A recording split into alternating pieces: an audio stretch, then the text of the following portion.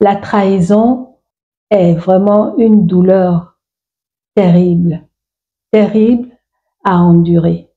Oui, être trahi par quelqu'un en qui on avait vraiment confiance est une douleur terrible.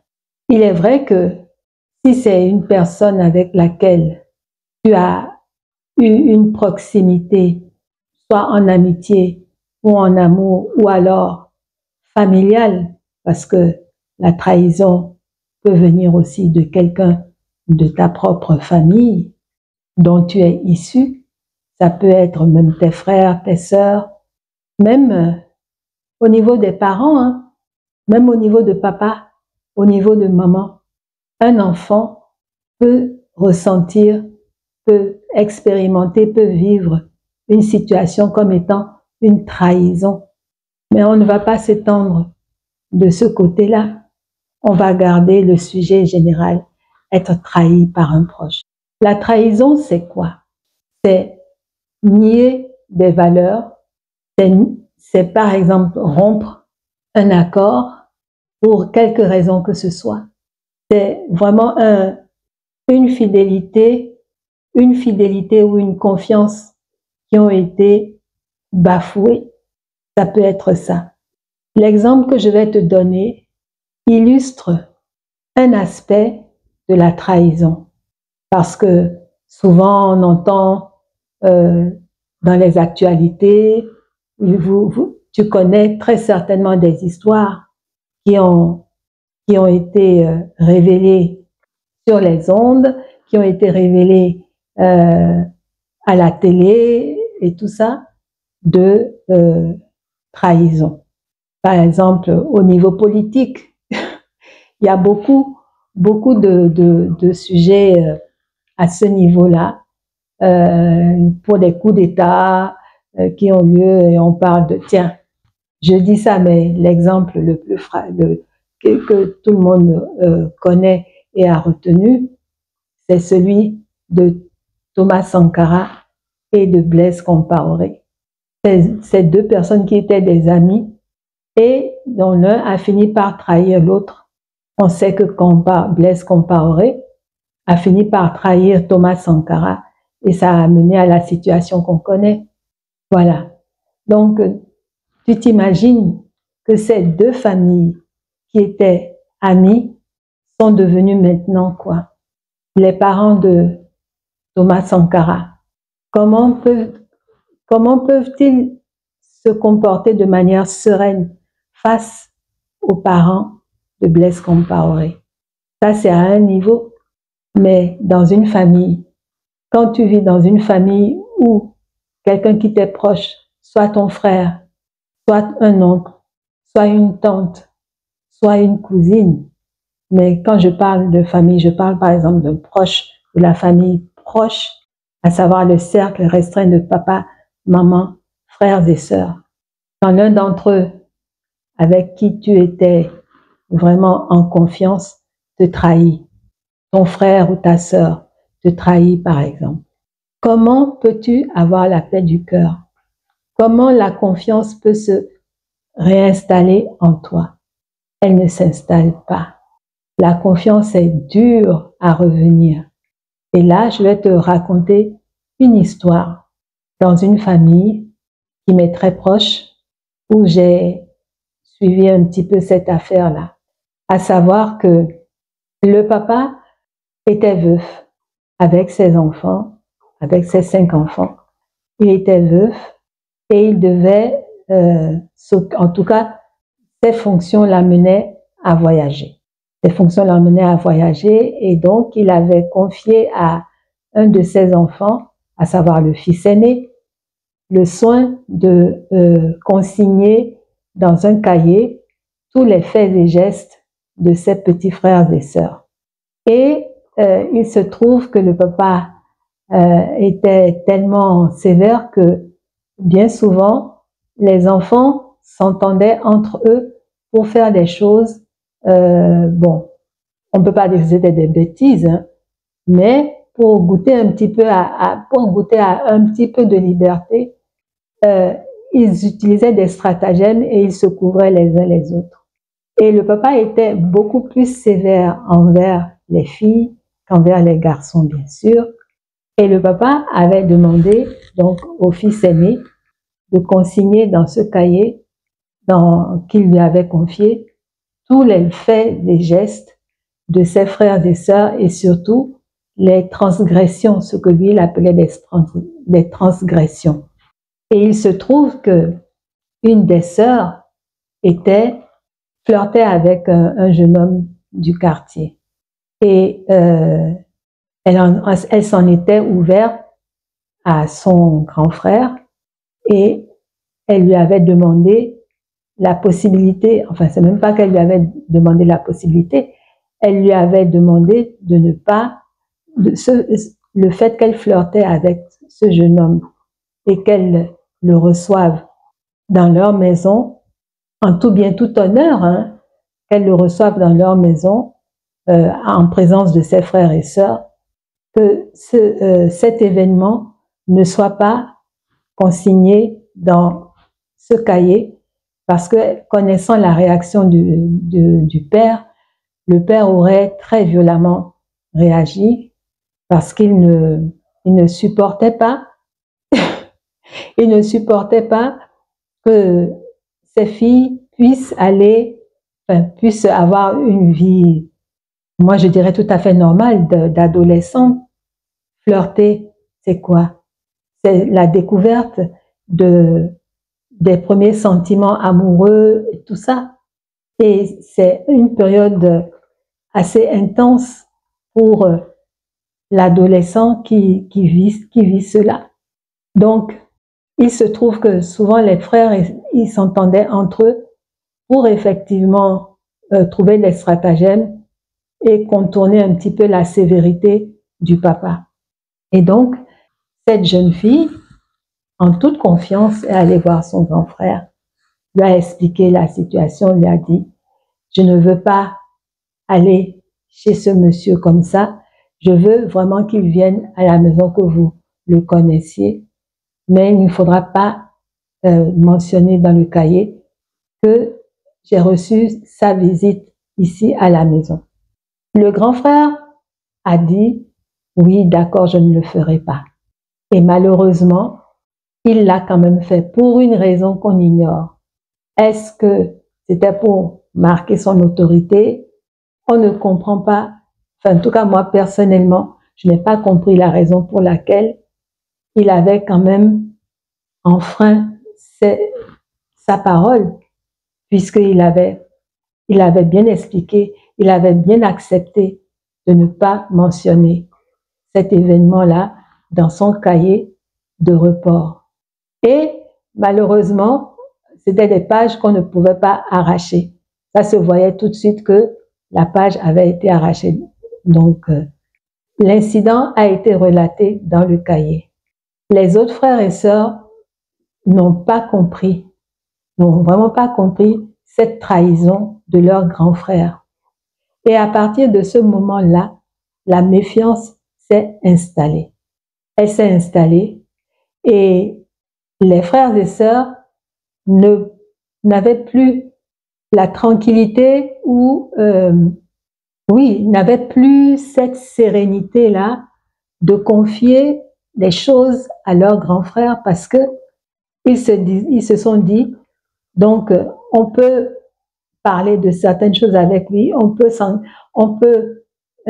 peut s'engager à garder peut-être des secrets, il peut s'engager à garder des secrets devant nous, mais dans notre dos, voilà ce qu'il fait. Quelle confiance peut-on avoir encore en lui? Donc, la tranquillité d'esprit, la tranquillité du cœur, la tranquillité mentale a du mal à revenir après une trahison, après avoir été trahi par un proche. Mais c'est la vie, c'est ce qu'il faut se dire. C'est la vie parce que si tu te focalises sur la douleur, sur la négativité de ce genre d'action, la trahison, c'est quelque chose de négatif. mais tu peux le transformer en quelque chose de positif, sachant que c'est une trahison et c'est quelque chose qui ne se reproduira plus parce que c'est une expérience que tu auras eue. Une expérience douloureuse, certes, mais cela te permettra d'avancer avec beaucoup plus de prudence sur le chemin de ton existence et de savoir désormais peut-être mieux, comment dire ça? J'allais dire mieux organiser tes actes. Non, c'est pas mieux organiser, mais choisir les informations que tu peux partager avec d'autres et aussi pour celles que tu ne peux pas partager, de trouver la stratégie ou les moyens de la mener à bien. Donc, c'est avec le temps que le cœur finit par s'apaiser. Il faut du temps pour penser ses plaies. Parce que ça, c'est une des blessures qui a du mal à cicatriser, mais avec le temps, elle finit par cicatriser effectivement. Et on finit par reprendre des relations plus ou moins apaisées avec la personne qui aura trahi. Donc, c'est ce que moi je peux te dire par rapport à cette question. Comment retrouver une paix intérieure après avoir été trahi par un proche? Ça prend du temps. Et une chose que j'ai oublié de te dire, il faut savoir pardonner.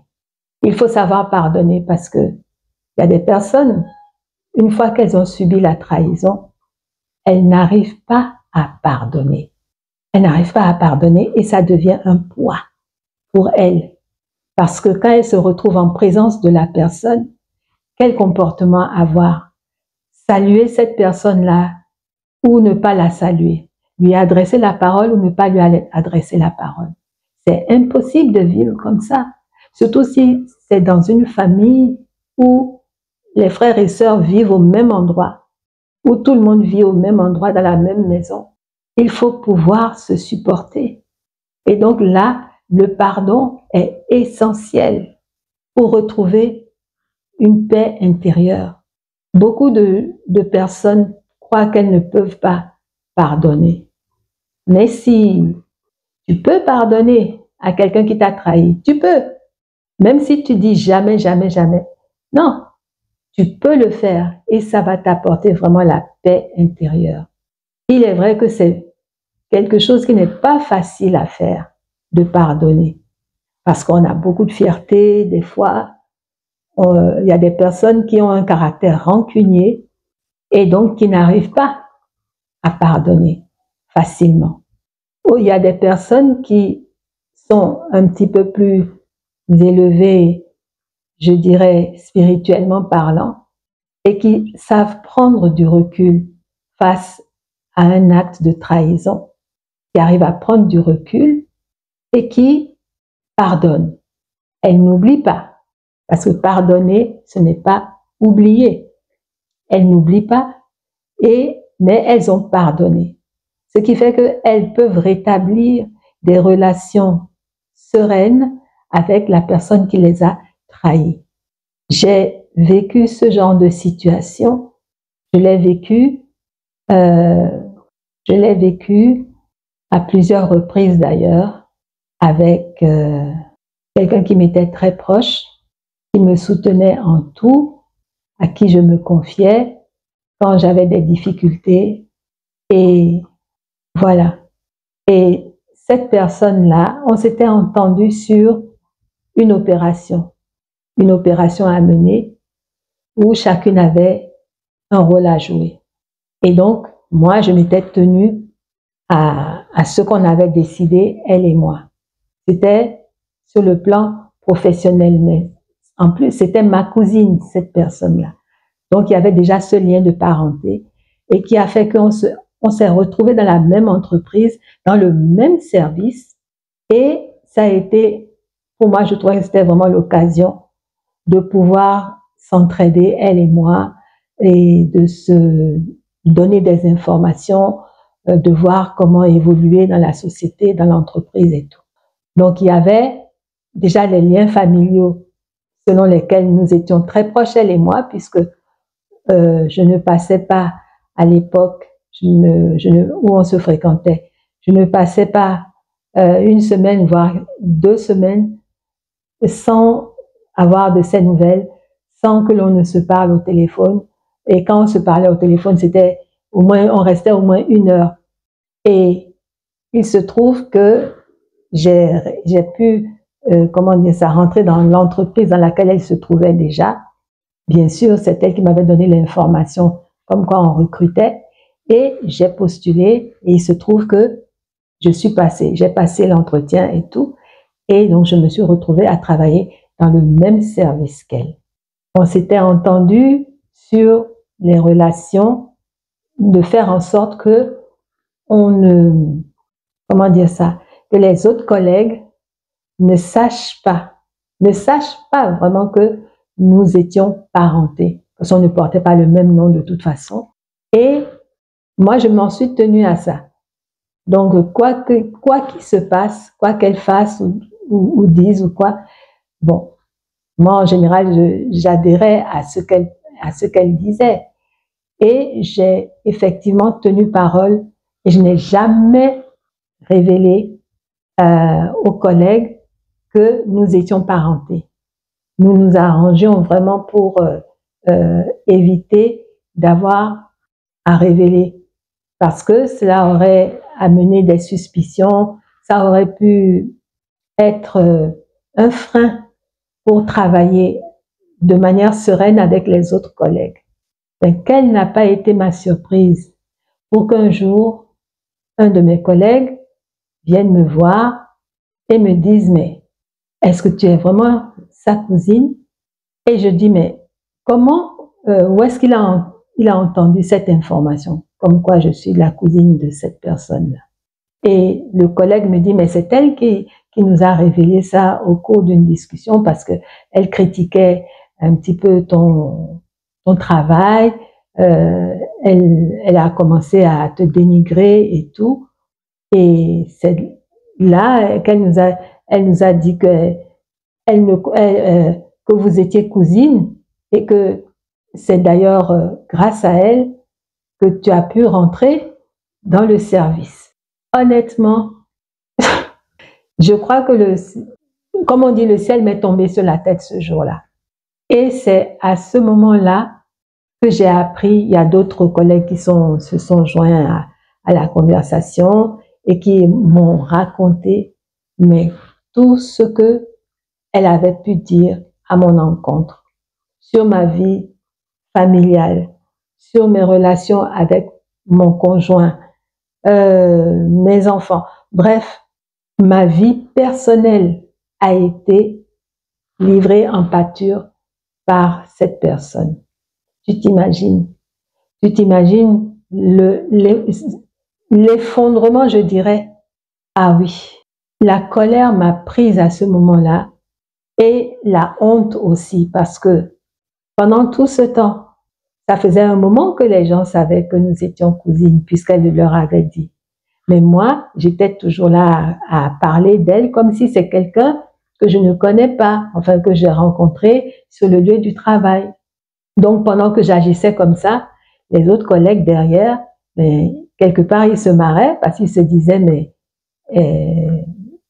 elle est en train de jouer à l'hypocrite parce que nous, on sait qu'elle la connaît très bien. Elles sont cousines. Mais il a fallu que je prenne sur moi parce que pendant longtemps encore, j'ai continué de la côtoyer au sein du service, mais nous ne nous parlions plus. C'était juste, on se saluait, les salutations d'usage, et c'était notre relation, c'est, comment dire ça, c'est limité au côté professionnel strict. Bien sûr, je suis allée la voir, je l'ai confrontée, et de ce jour-là, nous nous sommes vraiment séparés affectivement parlant, je dirais. Et maintenant, bon, de loin en loin, j'ai de ces nouvelles parce que, entre-temps, j'ai réussi à trouver du travail ailleurs. Donc, j'ai quitté ce service et je je n'ai plus été confrontée à sa présence. Mais je lui ai pardonné parce qu'elle m'a fait pitié quelque part. Je me suis dit, quelqu'un qui ne sait pas tenir sa parole, c'est vraiment terrible pour cette personne-là parce que personne ne peut lui faire confiance, surtout si elle l'a fait avec d'autres personnes. Et moi, on m'avait prévenu. Les gens de ma famille, des membres de ma famille m'avaient prévenu, ils avaient su que je travaillais avec elle dans le même service, ils m'avaient prévenu, ils m'avaient dit, mais fais attention parce que elle peut te lâcher du jour au lendemain, elle n'est pas stable, elle n'est pas fiable. Et j'en ai fait l'amère expérience. Donc, pour pouvoir retrouver une paix intérieure après une trahison qui t'a extrêmement blessé, il faut savoir pardonner. Et il faut savoir prendre de la hauteur, relativiser. Mais tout ça, c'est à partir du moment où tu te connais, où tu sais qui tu es, tu peux facilement, effectivement, encaisser ce genre ou confronter ce genre de situation. Parce que tu sais que tu peux t'en sortir la tête haute. Et que la personne auteur de cette trahison, c'est plutôt elle qui porte un fardeau. Si toi, tu arrives à lui pardonner, elle porte un fardeau parce que soit l'attitude qu'elle peut avoir, c'est de s'en laver les mains ou de s'en foutre, excuse-moi du terme, ou de ne pas s'en faire et de passer à autre chose. Donc, on ne sait pas intérieurement comment cette personne-là est. Mais toi, tu dois savoir comment tu es intérieurement.